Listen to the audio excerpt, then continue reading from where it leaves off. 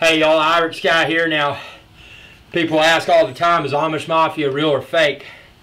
Well, let me tell you what just happened to me. Oh gosh, I was out riding my bike, and then all of a sudden I had a flat tire. So I tried to get to the closest place possible, pull off to the side of the road, and I got over there. I realized I didn't have a pump. So fortunately I walked about, it was about a half mile. I saw a gas station off in the field down in front of me on the side of the road. So I went down there and I grabbed the pump, started pumping my tire.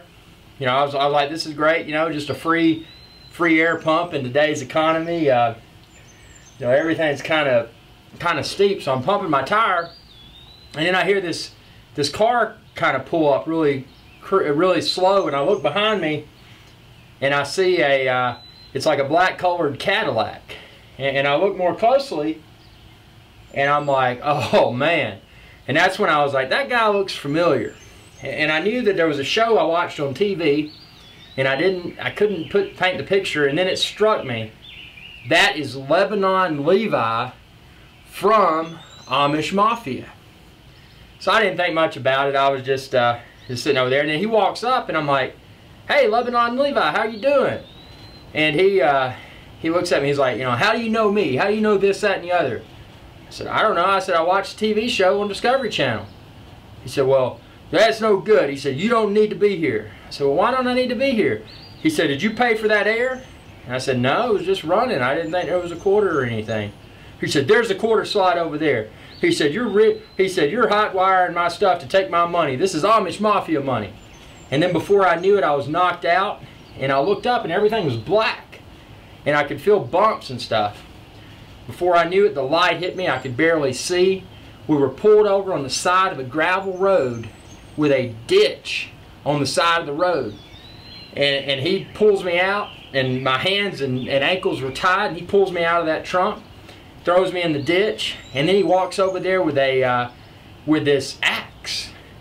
And I'm like, oh no, this is not going to be good.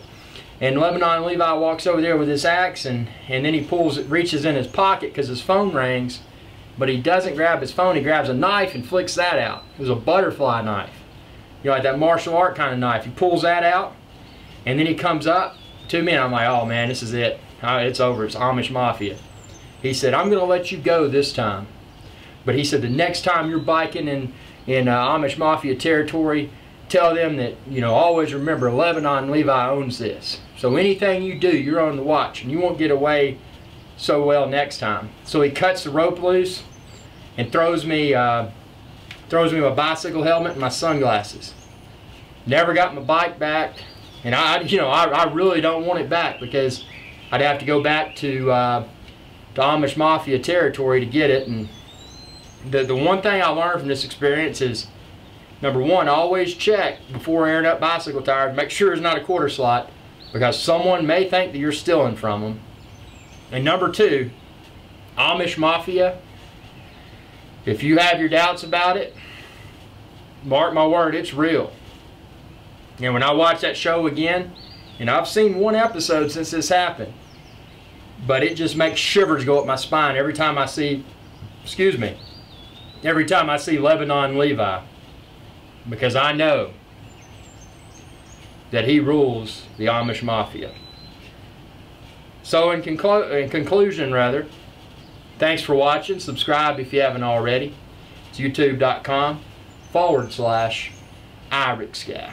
Y'all have a good day.